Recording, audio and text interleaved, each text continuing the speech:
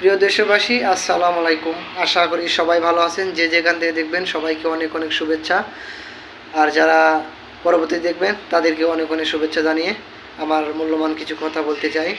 জানেন যে মাহমুদুর রহমানের পত্রিকা বিগত ফাঁসিস স্বৈরাচার মাফিয়া শেখ হাসিনার আমলে বন্ধ করে দেওয়া হয়েছে এবং কি মিশিং কলকারখানা সব তাদের গুন্ডাপান্ডা দিয়ে চুরি করে নিয়ে যাওয়া হয়েছে।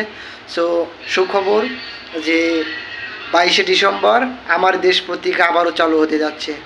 22শে ডিসেম্বর আমার দেশ পত্রিকা আবারও চালু হতে যাচ্ছে। সো সবাই আমার দেশ পত্রিকার সাথে থাকবেন এবং ভাই বাদার যারা আছেন বা বন্ধুবান্ধব যারা আছেন আমার দেশ পত্রিকার সাথে থাকবেন।